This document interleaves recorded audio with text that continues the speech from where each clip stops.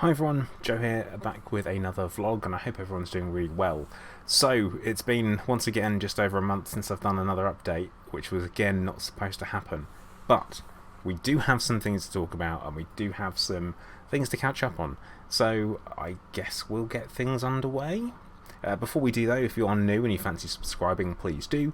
Also hit the like button as well, as it does help me out on the YouTubes. But right, let's get on with it. So, I had radiotherapy. If you guys remember last video, I spoke about how radiotherapy would be next up, and we would do that. I did it. I had 5 sessions, the Royal Marsden. It was a low dosage. I don't know what the dosage was, but it was a low dosage. It's a palliative dose rather than a curative dose. So rather than going in there and completely nuking everything around one of the tumours and like to completely destroy it and get rid of it, it would cause too much damage to be beneficial. So it was a palliative dose, which is they kind of picked a cube in my lung. It turned out to be about here. Didn't realise it was so high up. Around about there, went in, zapped it. So they zapped from the front and they zapped from the side. They used this machine, which is now on screen. I love doing this because I don't plan that I'm going to have these things pop up. I just say I'm going to, and then we'll let future Joe, who does the editing, worry about that. But yeah, that's the machine. As you can see, you kind of lie on the bed. You get scooted over, and the whole thing rotates around you. You get zapped in 2 different places. Front and back, and I had 5 sessions over the course of a week, and that was it. It was very quick, very easy kind of stuff. It was a bit tiring.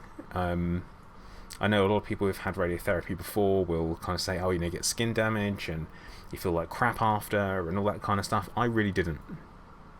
I only had these 5 low dose sessions, so for me it was very much an easy experience. Out of all the treatments that I've had, it has been the least invasive and the least inconvenient, and the one that's probably been the least taxing on me as well, which is quite nice. It's nice to be able to say that that's a thing I've been through, the cancer treatment, that it wasn't awful. The worst part was having to go up to London. I used to live there, for Christ's sake. No, was having to go into London and get the train 5 days in a row, which is not great fun, especially in a post-COVID world. You go on the tube and things are filthy. You can literally see the dirty fingerprints on the handrails and stuff, which isn't great. You don't want to have to deal with that. You don't have to touch any of them. So I've got really good at tube surfing, which is where you stand on the tube looking all stoic and grumpy, but not holding on to anything because you've got good sense of balance. So I've been doing a lot of that. But that's done now. That was well and truly done last month. So it was very quick. First 2 weeks of July over and done with. Now we also have some news from the most recent hospital appointment I've had, and this is reasonably good news.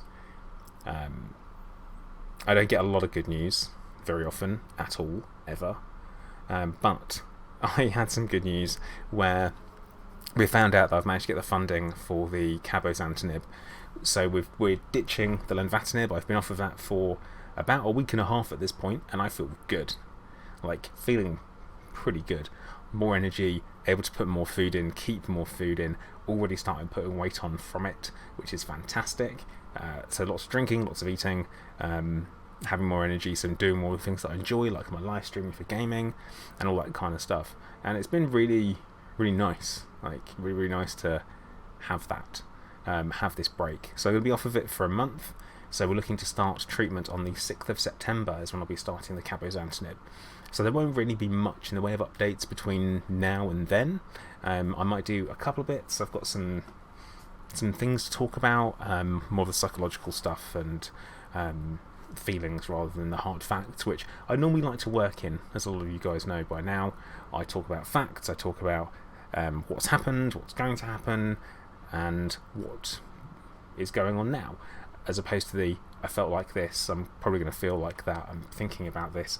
I don't really do a lot of that, because I am mainly about this is this, facts. I like that. I like facts, and I like working within these tight, rigid rules where this is the bit we're here in the middle, and that's what we're dealing with. But that isn't life, and that certainly is not cancer. So, the cabozantinib, back talking about that, that is another multi-kinase inhibitor, so very similar drug type to lenvatinib. The difference being is that it had some very, very convincing and encouraging results on a recent trial involving poorly differentiated thyroid cancer, because if you remember, I don't have anaplastic. It was the wrong diagnosis. So we've got poorly differentiated, which this is one of the options it kind of opens up.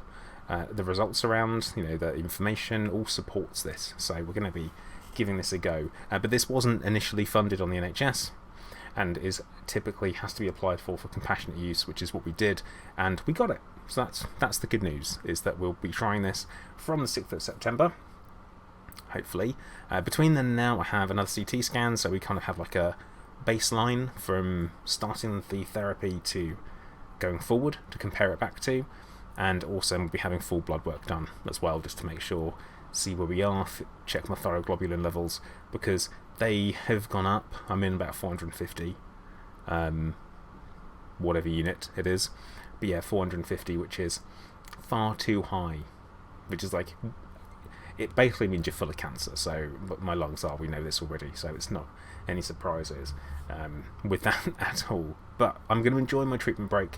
I'm focusing on that. They call it a washing out period, so the idea is that the other drugs will wash out of your system. Normally, from what I understand, it takes 2 weeks for lenvatinib to come out completely. So I assume at 2 weeks I'm going to feel at my best, which should be quite nice. I think that's going to be a real treat. So I'm going to definitely eat and drink lots. And when I say drink, I just mean like water, squash, maybe the occasional fizzy drink. I'm not talking about alcohol. I don't care that much about getting hammered. I have lost my interest in having a hangover since I went through chemotherapy, because it was like the world's longest hangover. It wasn't fun, and I don't feel the need to go through that feeling ever again, which is quite a strange thing. So chemotherapy, cancer treatment, has lasting effects on your life, apparently. But right, only other thing I'm going to talk about,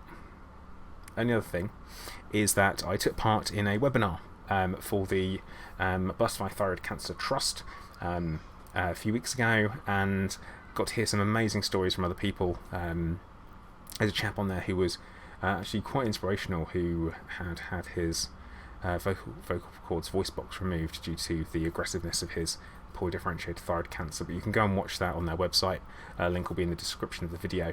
But do go think about checking it out, having a watch. It's quite educational. I share some of my story, my full timeline in there, because it's quite detailed. I didn't realise how much I've been through and how long this has been going on for, because this is coming up on 5 years, like actually to the point where we are over 5 years now since I had my original thyroidectomy. So that's mad. It's been that long, but I'm still here, still dealing with it, still carrying on, still pushing forward where I can. But yeah, some really inspirational stuff from this chap called Mark. Really, like, I was like, wow, it impressed me. And people say that I've been through a lot. I mean, this guy's been through so much in a really short space of time. But yeah, so go check that out. But yeah, I think that's everything I'm going to go over today. Seems a bit short. Well, it's 9 minutes still. But that's where things are now. So currently, no treatment, feeling okay. I did lose my voice kind of midway through July, which is one of the reasons why it took me so long to actually record this, is because my voice just went, gone. Like, okay, thanks voice. But that was due to a throat infection, so that came back quick enough. Great, audio peaking, fantastic. So, I'm going to say thank you very much to everyone for watching again. I really do appreciate the support and you guys hanging around to continue to support. I know that I'm inconsistent, but life isn't always the same thing all the time, and I record stuff when I can and when I do. So there you go. When I've got something to say and I feel like it's worth saying, I'll say it. But you know what? We're just about to make it to the 10-minute mark, which means we get the extra advert in. So we're going to come up with a phrase, something to say. I'm looking around my desk as usual. Screwdriver. Just say screwdriver in the comments section, so I know you've made it this far. And hopefully I will see you all again in the next video. Bye.